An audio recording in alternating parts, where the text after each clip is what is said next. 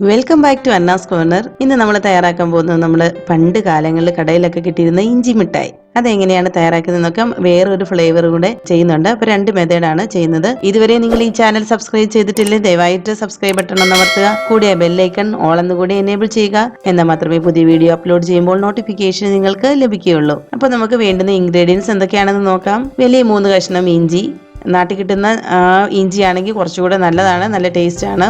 1 cup പഞ്ചസാര, 1/2 cup വെള്ളം, 4 table spoon ഗോതമ്പ് പൊടി അല്ലെങ്കിൽ മൈദ, കുറച്ച് ഏലക്ക, 1 നാരങ്ങ. ഇത് 2 മെത്തേഡിനും കൂടെ ഉള്ള ഇൻഗ്രീഡിയൻസ് ആണ്. അപ്പോൾ ഞാൻ ആദ്യമേ തന്നെ ഇഞ്ചി ചെറിയ കഷ്ണങ്ങളായിട്ട് മുറിച്ച് വെച്ചിട്ടുണ്ട്. അത് നമുക്കൊരു മിക്സിയുടെ ജാറിലേക്ക് ഇട്ടിട്ട് നന്നായിട്ട് പേസ്റ്റ് പോലെ അരച്ചെടുക്കാം. നാരുകളൊന്നും കാണാതെ നല്ല ഫൈനായിട്ട് അരച്ചെടുക്കാം. അപ്പം ഇങ്ങനെ അരച്ചെനിക്കിത് കിട്ടിയിട്ടുണ്ട്. വെള്ളം ഒന്നും ചേർക്കാതാണ് അരച്ചിരിക്കുന്നത്.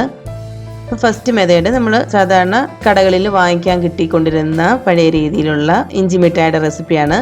അപ്പോൾ അതിനായിട്ട് ആദ്യമേ ഒരു പാൻ അടുപ്പത്ത് വെച്ചിട്ട് 1 കപ്പ് പഞ്ചസാര ഇടുക. അതിലേക്ക് 1/2 കപ്പ് വെള്ളം ഒഴിക്കുക. നന്നായിട്ടൊന്ന് മെൽറ്റ് ചെയ്യിക്കുക. മീഡിയം ടു ലോ ഫ്ലെയിമിൽ തീ അഡ്ജസ്റ്റ് ചെയ്ത് വെക്കുക. എന്നിട്ട് നന്നായിട്ടൊന്ന് മെൽറ്റ് ചെയ്തെടുക്കുക.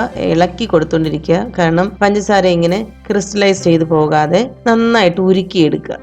ഇടയ്ക്ക് ഇങ്ങനെ ഇളക്കി കൊടുത്തുകൊണ്ടിരിക്കണം. ഇഞ്ചി മിഠായി എപ്പോഴും നല്ല റിഫ്രഷിംഗ് ആയിട്ട് തോന്നും. ചെറിയ കുട്ടികളൊക്കെ സാധാരണ ചോക്ലേറ്റ് ഒക്കെ കഴിക്കുന്നതിനെക്കാട്ടി നല്ലത് ഇത് കഴിക്കുകയാണെങ്കിൽ വളരെ ഹെൽത്തിയാണ്. പിന്നെ നമ്മുടെ നൊസ്റ്റാൾജിക് ഫീലിംഗ് നമുക്ക് തോന്നുകയും ചെയ്യും. അപ്പോൾ ട്രൈ ചെയ്ത് നോക്കണം. പ്രഗ്നന്റ് ലേഡീസിലൊക്കെ വോമിറ്റിംഗ് ടെൻഡൻസി ഉള്ളവരൊക്കെ ഇതൊക്കെ കഴിക്കുന്നത് നല്ലതാണ്.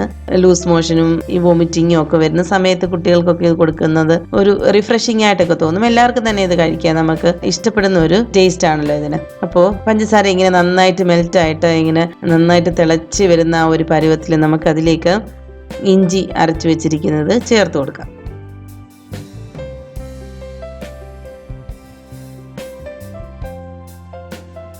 ഇഞ്ചി അരച്ച് ചേർത്തതിന് അതിൻ്റെ വെള്ളമൊക്കെ നന്നായിട്ടൊന്ന് വറ്റിച്ചെടുക്കുക.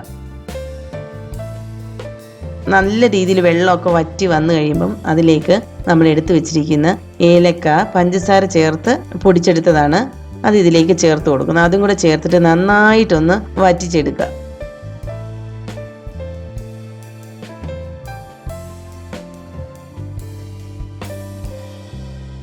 വറ്റിച്ചെടുത്തതിന് ശേഷം ഒരു കുറുകി വരുന്ന ആ ഒരു പരുവത്തിൽ നമുക്കിതിലേക്ക് മൈദ അല്ലെങ്കിൽ ഗോതമ്പ് പൊടി ചേർത്ത് കൊടുക്കാം.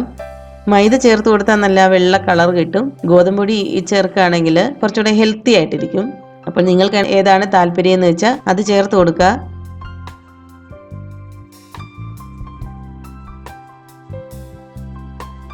എന്നിട്ട് നന്നായിട്ട് മീഡിയം ടു ലോ ഫ്ലെയിമിൽ ഇട്ടിട്ട് കുക്ക് ചെയ്തെടുക്കുക.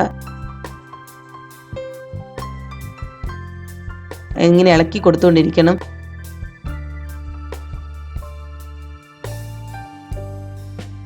അതിൽ പൊടികൾ കട്ട കെട്ടി വരുന്ന അതൊന്ന് ഉടച്ചു കൊടുത്ത് നന്നായിട്ട് കുക്ക് ചെയ്തെടുക്കുക.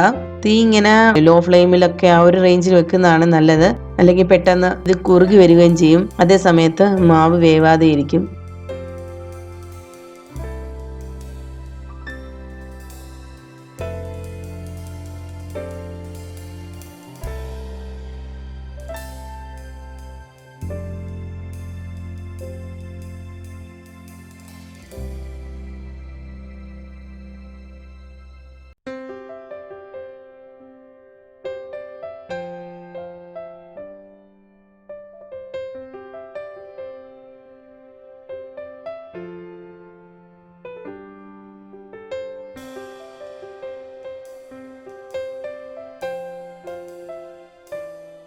ഫൈനായിട്ട് ഇതിപ്പം കുറുകി വന്നിട്ടുണ്ട്.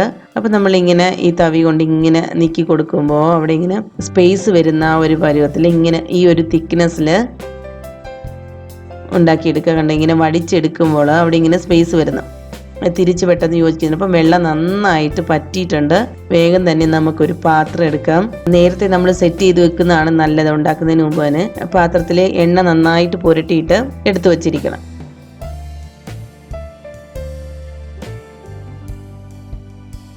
എന്നിട്ട് ഈ ഒരു സ്റ്റേജ് ആകുമ്പോഴത്തേക്കിനും നമുക്ക് ഫ്ലെയിം ഓഫ് ചെയ്തിട്ട് ഈ പാത്രത്തിലേക്ക് എണ്ണ പുരട്ടി വെച്ചിരിക്കുന്നതാണ്. ഈ പാത്രത്തിലേക്ക് ഇത് ഒഴിച്ചു കൊടുക്കുക. കണ്ടോ, ഇപ്പം തന്നെ ഇത് നല്ല കുറുകി തിക്കായി വന്നിട്ടുണ്ട്. 1 മിനിറ്റ് ഒന്ന് ലേറ്റ് ആയതേ ഉള്ളൂ. അപ്പോൾ ചൂടോടുകൂടി തന്നെ പെട്ടെന്ന് തന്നെ നമ്മൾ പാത്രത്തിലേക്ക് ഒഴിക്കുക, അതാണ് നല്ലത്. അപ്പോൾ നല്ല ഫൈനായിട്ട് കിട്ടും. പെട്ടെന്ന് തന്നെ അത് എന്നിട്ട് നന്നായിട്ട് ഷേപ്പ് ചെയ്ത് കൊടുക്കുക. ഷേപ്പ് ചെയ്ത് കൊടുത്തതിന് ശേഷം ഒരു 5 മിനിറ്റ് വേണം തോന്നില്ല, 5 മിനിറ്റ് കഴിയുമ്പോഴത്തേക്കിനും ചെറുതായിട്ട് ചൂടൊക്കെ ഒന്ന് പോയി വരുന്ന ആ ഒരു പരുവത്തിൽ ഒരു കത്തി എടുത്തിട്ട് നന്നായിട്ട് വരിഞ്ഞു കൊടുക്കുക. ഇല്ലെങ്കിൽ ഇത് പാത്രത്തിൽ നിന്ന് ഇളകി വരാൻ ഭയങ്കര പാടാണ്, പൊട്ടിച്ചെടുക്കേണ്ടി വരും. അപ്പോൾ ഇങ്ങനെ നിങ്ങൾക്ക് ഏത് ഷേപ്പിലാണ് മിഠായി വേണ്ടതെന്ന് വെച്ചാൽ ആ ഷേപ്പിൽ കട്ട് ചെയ്ത് മാർക്ക് ചെയ്തിട്ട് കൊടുക്കുക. ഇപ്പം ഇളക്കാൻ പറ്റില്ല, ഇതിൽ നിന്ന് ഇളക്കി കഴിഞ്ഞാൽ പൊടിഞ്ഞു പോകും. ഇപ്പം തന്നെ നല്ല കട്ടിയാണ് ഇത് മുറിക്കുമ്പോൾ. നന്നായിട്ട് മാർക്ക് ചെയ്ത് ഇട്ട് കൊടുക്കുക. നല്ല കട്ടിയാണ്, നിങ്ങൾക്ക് ഇത് മുറിക്കുന്ന കാണുമ്പോൾ തന്നെ അറിയാം, നല്ല പ്രസ് ചെയ്താണ് അത് എടുക്കുന്നത്.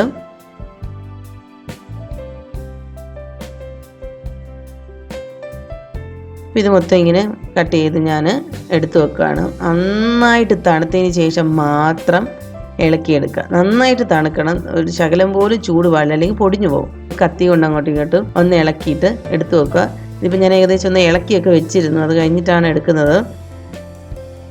അപ്പോൾ നമുക്ക് നാടൻ രീതിയിലുള്ള ചെറിയ കടകളിലൊക്കെ പണ്ട് നമ്മൾ സ്കൂളിലൊക്കെ പോകുമ്പോൾ വാങ്ങിക്കാൻ കിട്ടുന്ന അതേപോലെ അതേ ടേസ്റ്റിലുള്ള ഇഞ്ചി മുട്ടായി ഇവിടെ തയ്യാറായിട്ടുണ്ട്.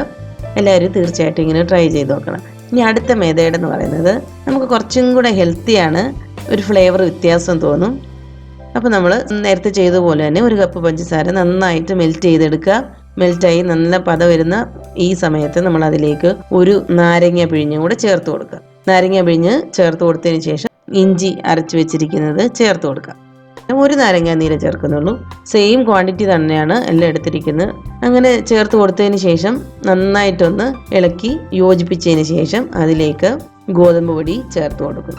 ഞാൻ ആദ്യം ഉണ്ടാക്കിയപ്പം മൈദയാണ് എടുത്തത്, ഇതിൽ ഗോതമ്പ് പൊടിയാണ്. ഒരു 4 ടേബിൾ സ്പൂൺ ഗോതമ്പ് പൊടി ചേർത്ത് നന്നായിട്ട് ആ കട്ടയൊക്കെ മാറുന്നതിന് വരെ ഉടച്ചു കൊടുത്ത് ഒന്ന് കുക്ക് ചെയ്തെടുക്കുന്നു. ഈ ഒരു മെത്തേഡ് എന്ന് പറയുമ്പോൾ നല്ല ഇതിൻ്റെ ഒരു ഫ്ലേവർ കുറച്ചുകൂടി വ്യത്യസ്തമാണ്, കുറച്ചുകൂടി ഹെൽത്തിയാണ്, അങ്ങനെ നമുക്ക് കുറച്ചും കൂടെ ഇഷ്ടപ്പെടുന്ന ഒരു ഫ്ലേവറാണ്. നന്നായിട്ട് ഇളക്കി കൊടുത്തുകൊണ്ടിരിക്കണം, അല്ലെങ്കിൽ സൈഡൊക്കെ ഇങ്ങനെ കട്ടിയായി പോകും. എന്നിട്ട് ഏലക്കയും പഞ്ചസാരയും കൊണ്ടിട്ട് അടിച്ച പൗഡർ ചേർത്ത് കൊടുക്കുന്നു. ഇത് നന്നായിട്ടൊന്ന് ഇളക്കി കൊടുത്ത് വറ്റിച്ചെടുക്കുന്നു. നേരത്തെ പോലെ തന്നെ ഡിഫറൻസ് എന്ന് പറയുന്നത് നാരങ്ങ ചേർക്കുന്ന മാത്രമേ ഉള്ളൂ. പക്ഷെ നാരങ്ങ ചേർത്ത് കഴിയുമ്പോൾ പെട്ടെന്ന് ഇങ്ങനെ ഇഞ്ചി മിഠായി കട്ടിയായി വരില്ല, കുറച്ചുകൂടെ സ്മൂത്ത് ആയിട്ടിരിക്കും.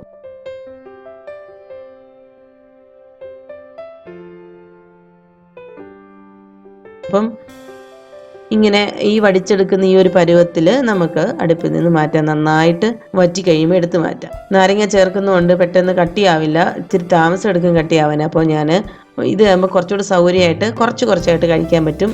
നമുക്ക് ഇളക്കിയെടുക്കാനൊക്കെ എളുപ്പമാണ്. ഒരു ട്രേ എടുത്തിട്ട് അതിലേക്ക് ബട്ടർ പേപ്പർ വെക്കുക.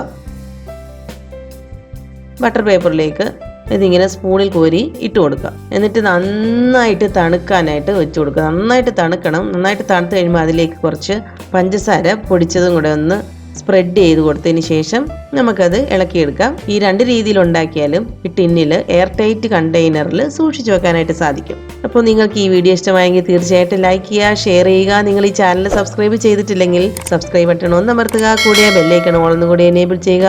അപ്പോൾ നമുക്ക് പുതിയ വീഡിയോ ആയിട്ട് വീണ്ടും കാണാം. Thank you for watching. Take care, bye bye.